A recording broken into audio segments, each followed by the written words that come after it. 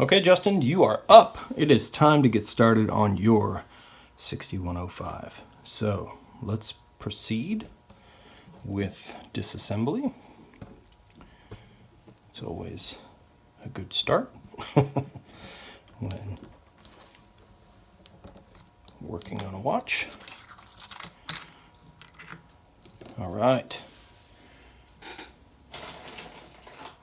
So again, multiple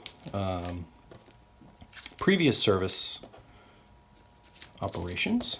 So that's always a good sign. It means that somebody was interested in their watch, they took care of it, and they clearly utilized it. So we will continue that tradition with the hope that past service was done by those who knew what they were doing. It's always a bit of a bargain, a gamble, I should say, not bargain. All right.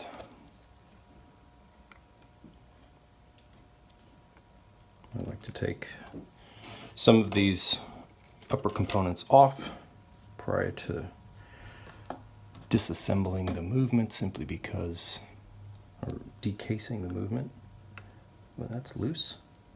Simply because I find it a little bit easier to have a flat surface to work on, and this winding bridge, ball bearing assembly, etc. is not quite as flat as the bridge that's below. So it gives me a little more stability to remove it, and that way the dial and hands, that removal process is slightly easier. Okay, there's your bridge. Woo-wee! Look at that crudiness. I don't think that's rust. I think that is prior lubrication that has migrated to this point and perhaps led to some accumulation of material. Yeah, I believe that's old lubrication. That is kind of why we're probably not running.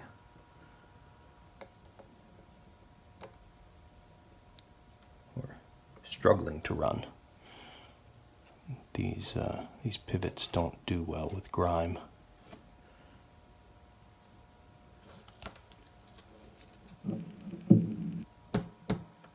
And grime you have.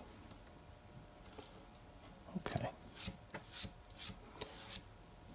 All right, I'm going to actually remove your balance because it's easy from this vantage and just makes me feel safer that it's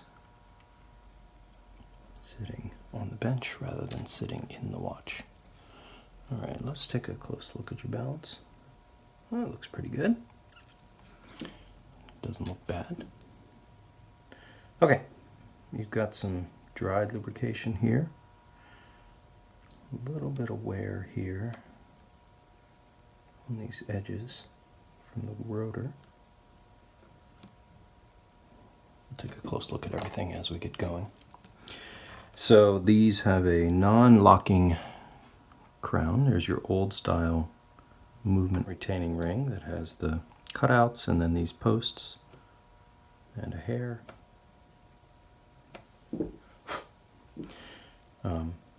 That's the old school way for Seiko. They switched to a newer variety, and there's your stem, which we're going to remove and then rebuild your crown and reattach your stem. Bit of surgery here, but it's a necessary process for these to be preserved, and we do it in a way that it's reversible. You can do it again. There's no permanent change. All right, so there's your case taken away, revealing your very nice dial.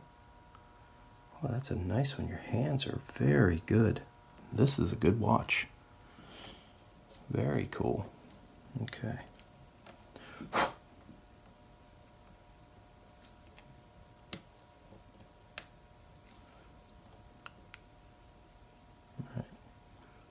Let's go ahead and get things aligned as best we can for the removal process. Get our dial guard.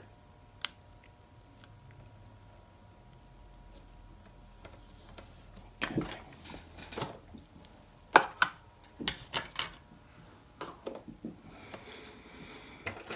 I like to add just another layer of protection here, just to be sure. You know, it's never,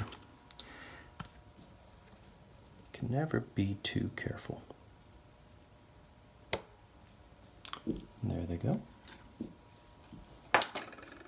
All right, now for the moment of truth. What will it say? What will it say?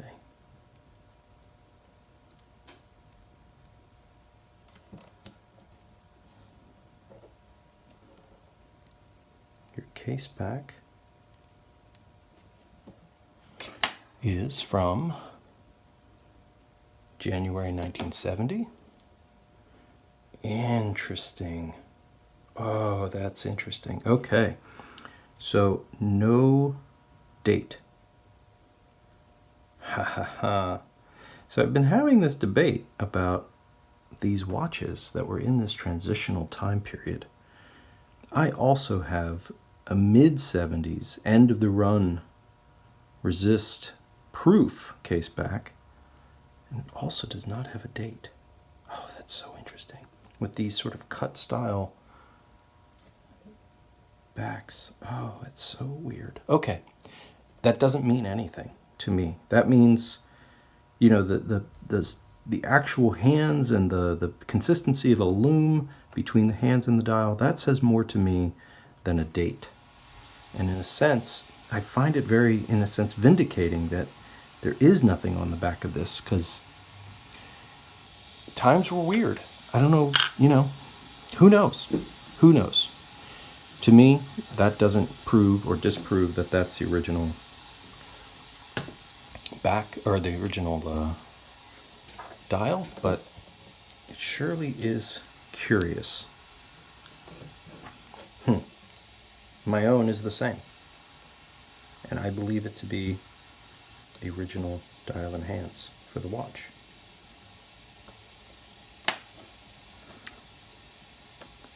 I feel the same way about yours.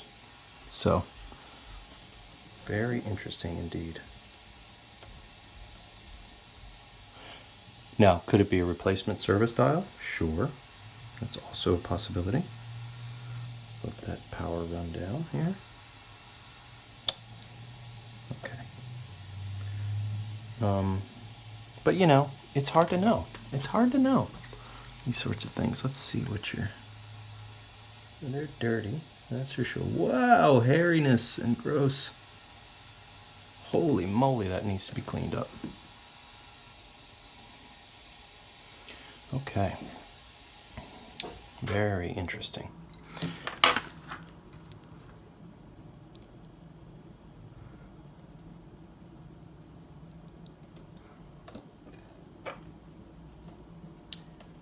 I don't know how these things make it through history, what their historical, you know, significance is, how much of that has been changed over the years. I don't know. And in some sense, it doesn't matter. Cool watch with original parts, original Seiko parts. I always feel like the history is embedded within the changes and updates and service and etc., etc. So, to me, it matters not. Now, I'm going to take a very close look at your bushings and the pivots associated with these central components, just to be 100% sure we're good. Whoa, look at that barrel wear. Holy mackerel. Oh man, it's brass the barrel, brass your bridge. You're definitely in need of an arbor port jeweling. Now what's interesting is that if that happened in the time that the watch was being serviced, a lot of times old school watchmakers will take a sort of easy route of trying to quote-unquote fix the hole that's in the plate, and they will sometimes do a bit of peening of the hole to close it up, try and recenter it. And I don't think yours has that, but it very well may. It does not. Okay, well that's kind of a good sign actually, because that means that nobody did anything destructive, because to me that's a destructive process where they could have machined a bush or found a jewel or something. Jewels did exist at the time. For the lower arbor ports, it's a 100. You could get a 100, 180 from Zeitz and bush that and jewel that hole, but most people did not. Okay, so you got some real play here, so we'll see about that. We'll see. Okay, just want to make sure. Wow, lots of hairs. Holy mackerel. Somebody was not checking very closely. Alright, but that will change. We'll make it better. That's our job. Our duty to the watch is to make it better. Oh, you're missing a screw. Somebody lost a screw and then decided it was not necessary in that spot. So you will get a new screw.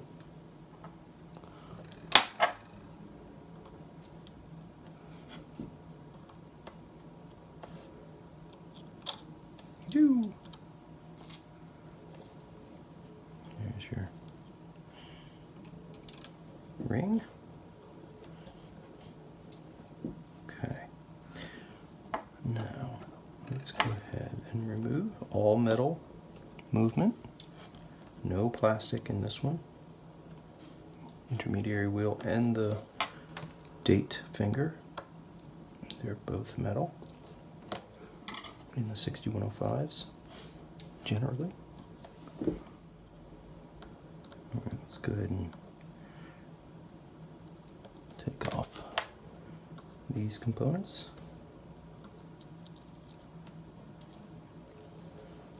And there we go. Center wheel. I'm going to take a very close look. The center stack in the 6000 series divers and etc., they have some real susceptibility in the movement, the actual translation of this jewel and some other components. So you got to be a bit careful and look at things really closely just to ensure that everything is as it should be. So if you don't, it can really bleed off power, because the center wheel can actually flop around and be a bit of a mess. So I always have to triple check everything, tolerances and side to side shakes, all the goodies. All that matters.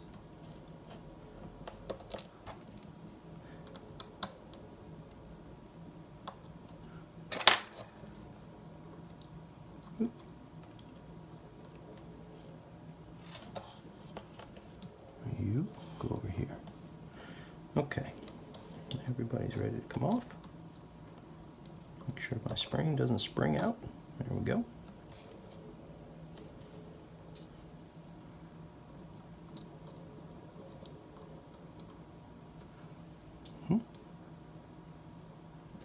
Keyless works. Coming apart. Take out these guys. And that is the end. All right, well, we have some checking to do. We have some basic maintenance to do on some things. We have some jeweling to do. I'm going to rebuild some things, and we will be back with a clean and ready to proceed movement. Okay, Justin. Well, we are ready to go back together. Got everything assembled from the cleaning machine. Get all my preliminary checks done. Things that need to be pre-lubricated are pre-lubricated. And we are ready to put things back together.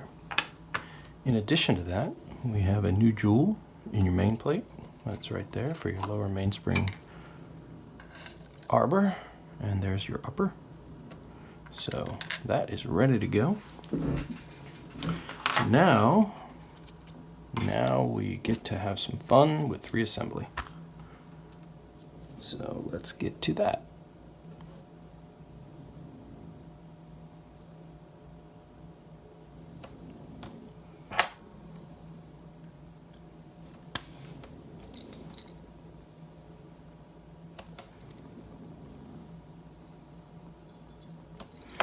Right.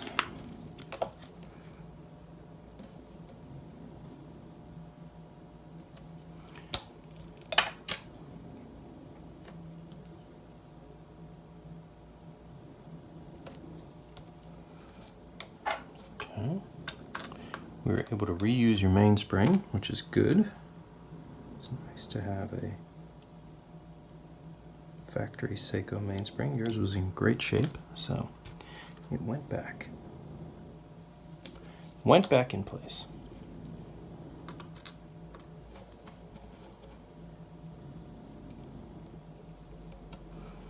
Okay.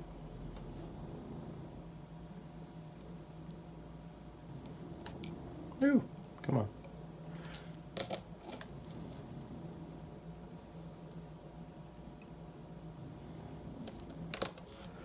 Mm-hmm.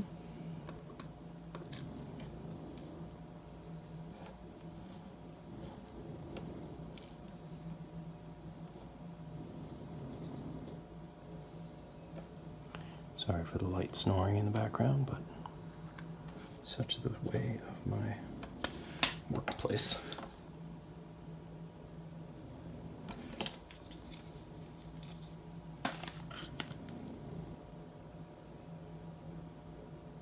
There's your escape wheel.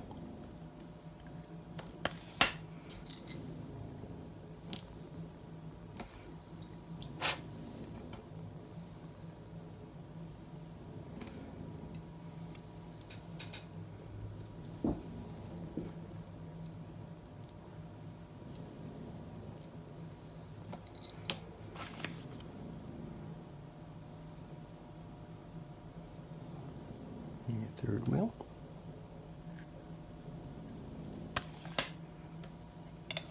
And your fourth wheel.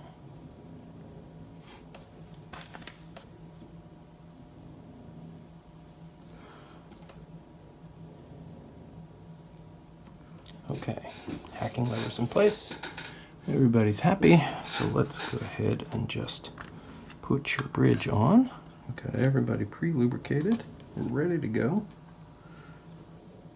So, let's do it.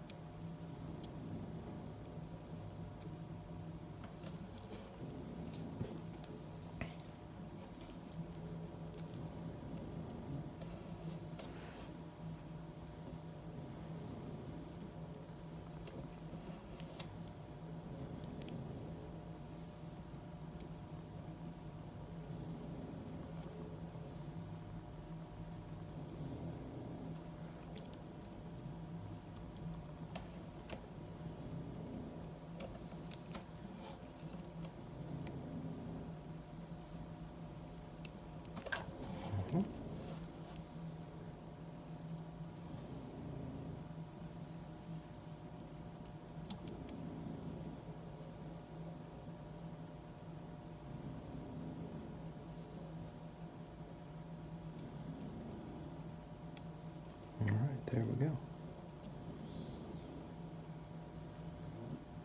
That looks nice.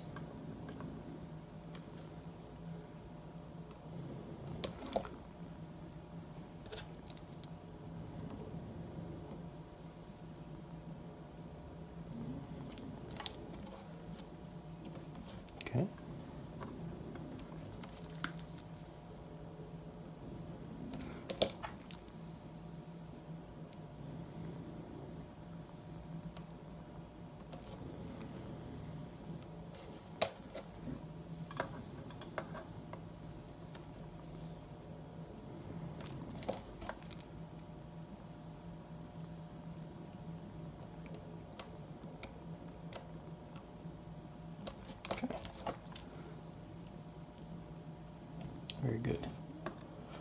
Let's get your click.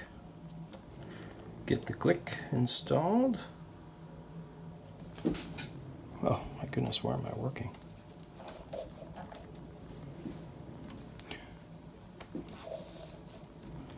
Let's make it so you can actually see what I'm doing.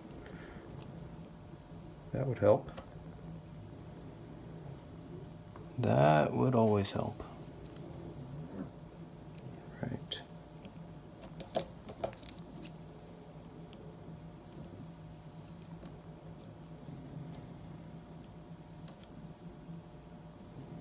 There's that.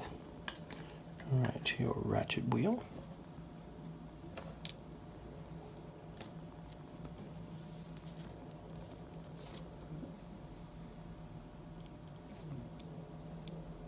There that goes.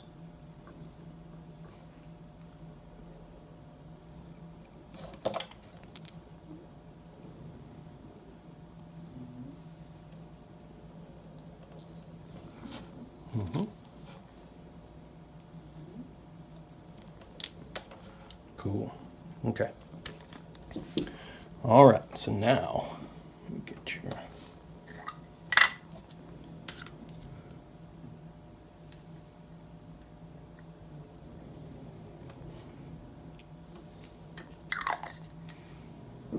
okay, next up is a bit of lubrication on this side.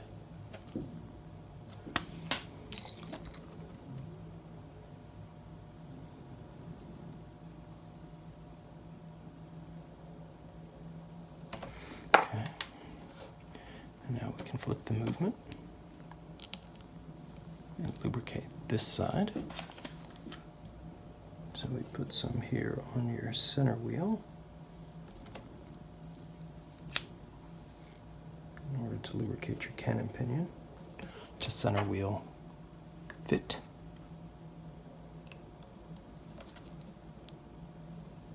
There we go. We're going to put your die shock in place.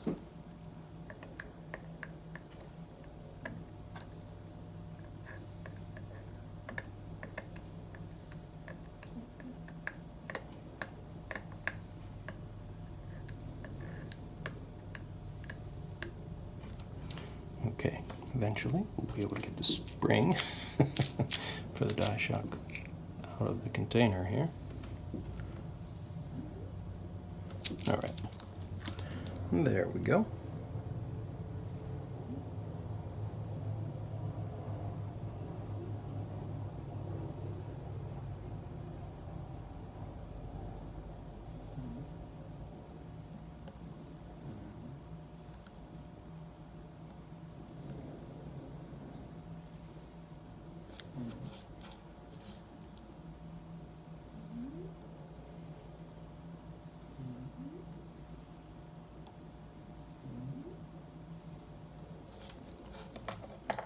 Okay, now 2 lubrication points over here with your third wheel and escape wheel. Okay, there we go. That's all it takes. Cool. All right, next up is your pallet fork. And we'll get that lubricated.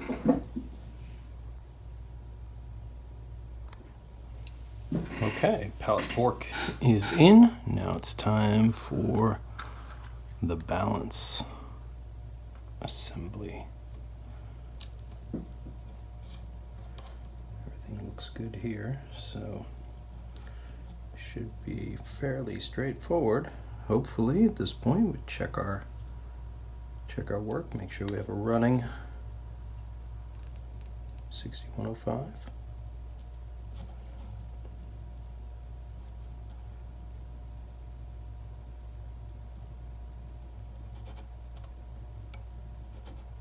And there we go. There we have it.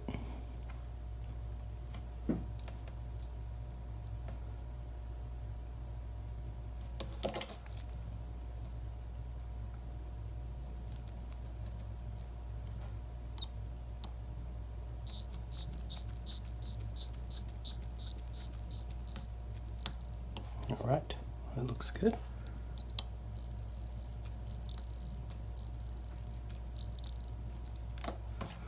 Okay, let's get your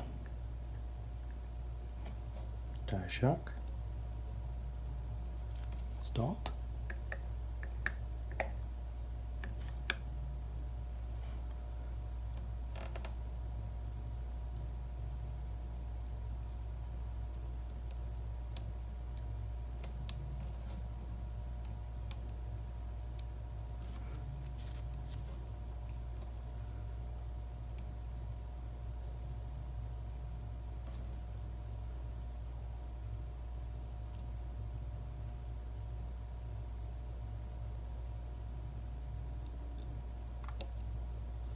Oh, come on.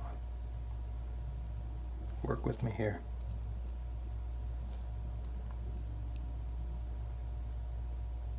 There we go. Let's get in place. What do you say?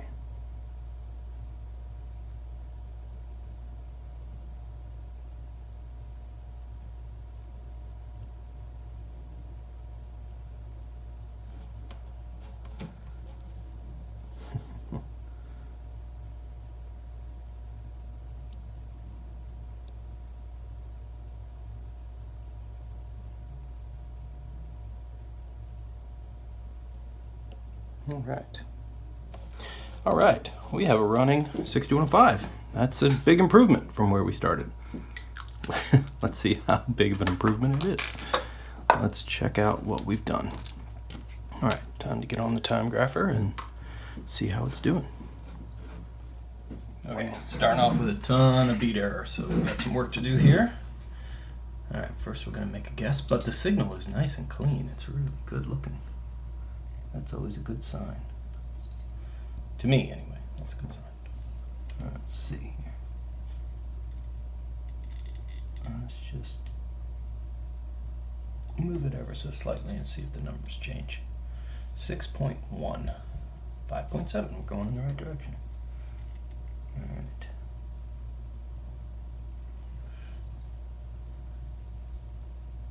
Yep. Okay, let's follow with the... There we go. Bring that down just a touch. Keep bringing this down. All right, that's fine. We're going to lose a little time, but then we're going to make an adjustment. And that will come back as they are coupled to each other. These next few adjustments we're going to make are going to hopefully get things running where we want it. Let's see. There we go. Getting closer. Okay. One generally follows the other, so let's make some more small movements here. Okay.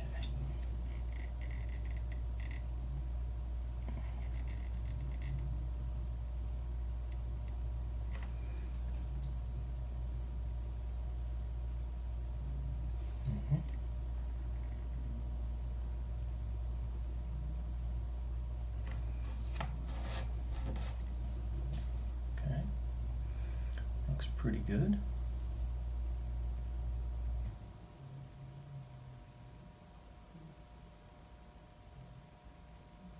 Let that settle down a little bit. Okay.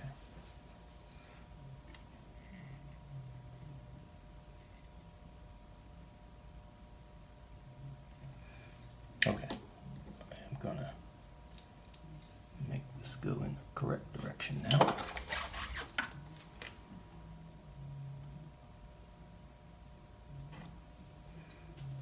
Okay. Now, I think at this point I leave it alone and let it break in and watch the numbers adjust themselves as the lubrication works its way around the movement. Hopefully we'll end up with some good numbers here for the amplitude. I'm pretty certain we're going in the right direction. The signal is very, very smooth, so I have confidence that once things get in their proper place, we'll be in good shape. Yeah. We're going to take some quick looks at everything else and watch the numbers. All right, I'm going to let this break in for a little bit, and we'll be back. Okay, Justin. Well, after some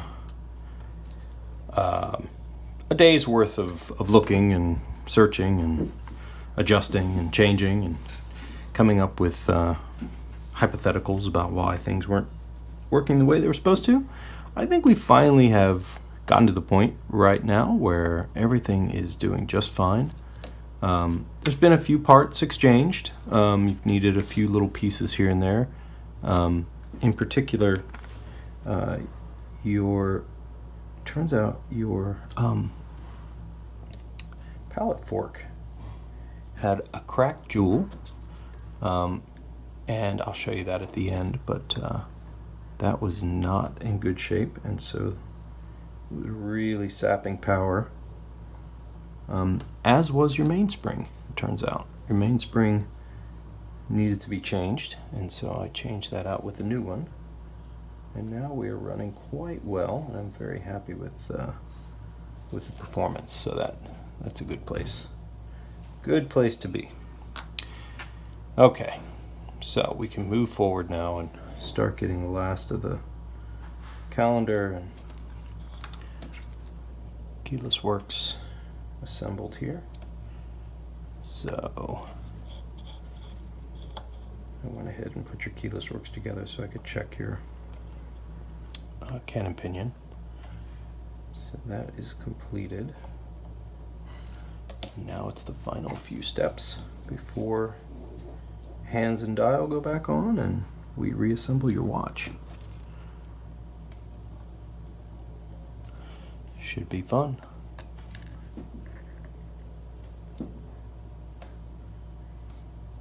Should be fun. See those last couple steps come together. I don't know who owned this watch. I assume you bought it from the previous or some owner. But man, it was. I don't. Maybe this person worked as a paved roads or something. I don't know. There was like this tar underneath the bezel and around the. It was a mess. It was really interesting. Full, just absolutely chocked full of goodies. And by goodies, I mean gross stuff. But, that's okay. We're here to clean and to make sure things are nice for the return. But it was really an interesting collection of stuff. I'm not sure what I would even classify it as other than stuff. Kind of gross, but these watches, unlike some of the other models of the divers, for some reason every one of these I get has been worn. I mean, seriously worn and worn and worn, and that's what ends up being the issue with the pallet forks and things like that, is that if it's worn and not lubricated over time, if it stops getting its normal service process, those parts can seriously degrade.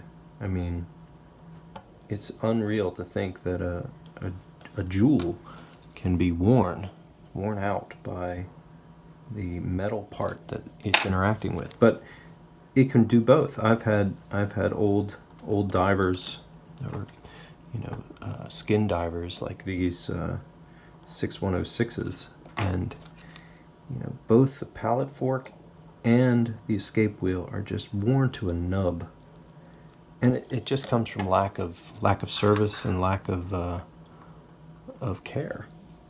Not that somebody didn't care for the watch, but they just figured it was a cheap watch, it was old, it wasn't really worth doing, and they left it without really getting done for a long time. Okay, so there's your quick date. And just make sure this clicks over it. Perfect. Okay, so next stop are your dial and your hands, and then we will proceed with reassembly. We'll be back. Okay, Justin. Well, we are right here at the end. Last few components to put in. Make sure everybody's nice and clean, as we want to see it.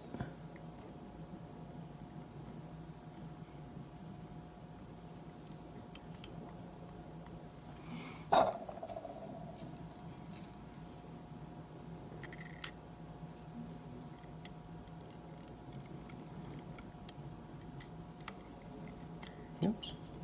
All right, let's push this down.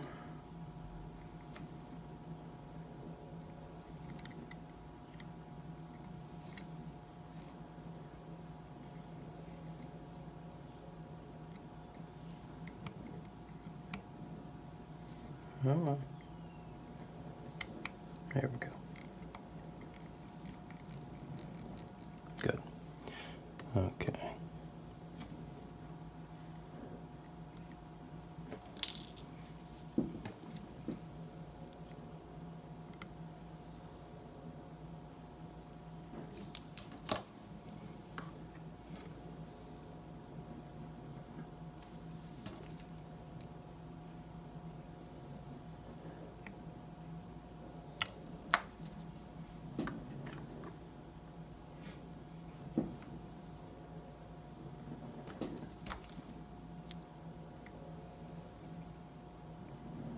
Okay, last part, winding weight.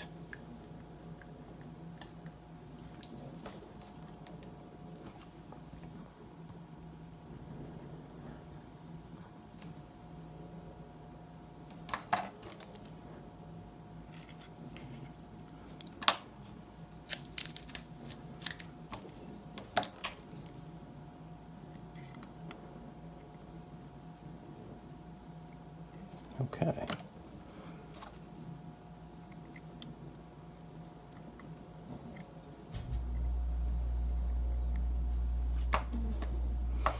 And we need your case back seal.